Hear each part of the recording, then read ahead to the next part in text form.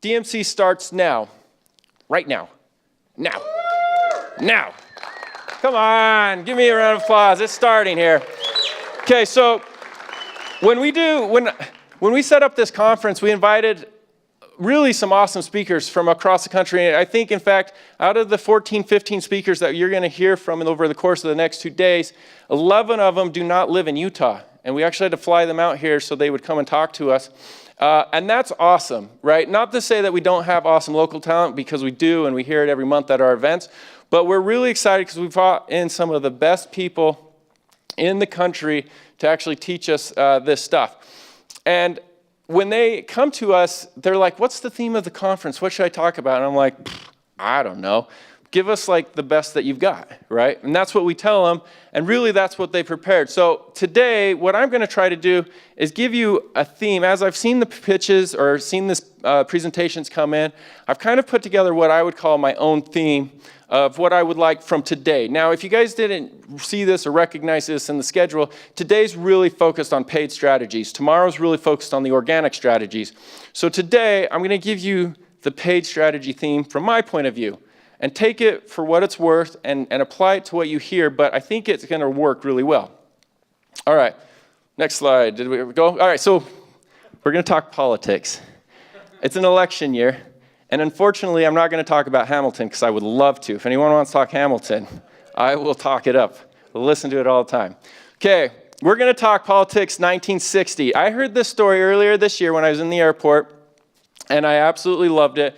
And I've shared it a few times, and really in preparation for this, because I thought it was going to work well when I heard this story. I was in the airport in New York, I believe.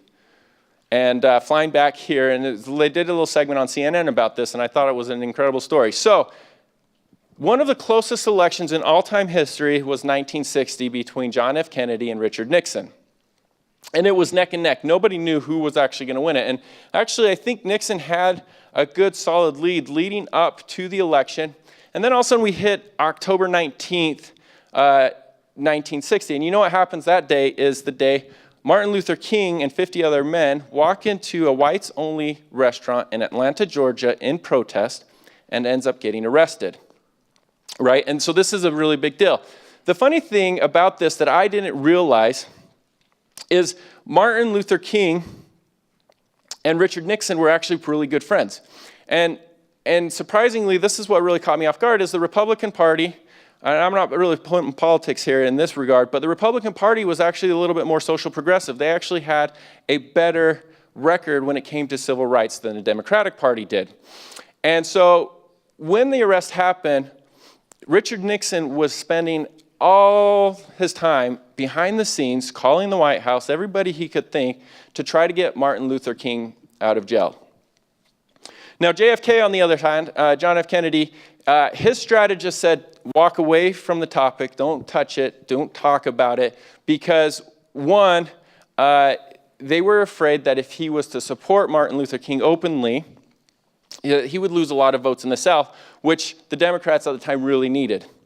However, one of his strategists was actually really good friends with Martin Luther King, or with Martin Luther King's family, knew him, convinced John F. Kennedy to try to do something. So he wasn't very public about it, but what ended up happening is actually 1 week later, he kind of snuck out into a room, and he called Martin Luther King's wife, Coletta, I believe was her name.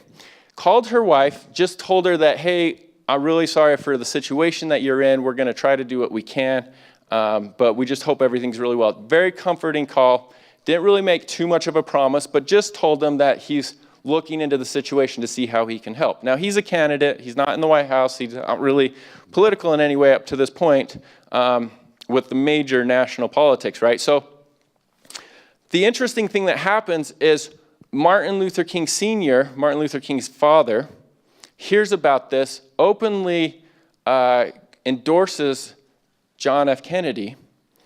And when Martin Luther King gets out of jail, a week before the election, the first thing he says in his press conference outside of the prison or the jail that he's in is he says, I would like to thank John F. Kennedy for calling my wife and for all the support that he's given my family while I have been away from him the last 3 weeks, right? Just 1 week before the election.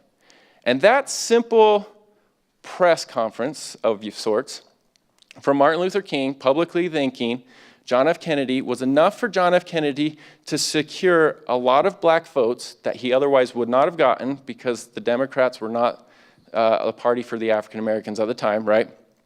And, but it secured him enough votes in enough key states and enough key counties that we know John F. Kennedy to be the one. Oh, let's see, did I do this right? For John F. Kennedy to actually become president in 1960. And so the value or the point of that story, and the reason I share that, is because one call from the right person to the right person at the right time is enough to really seal the deal.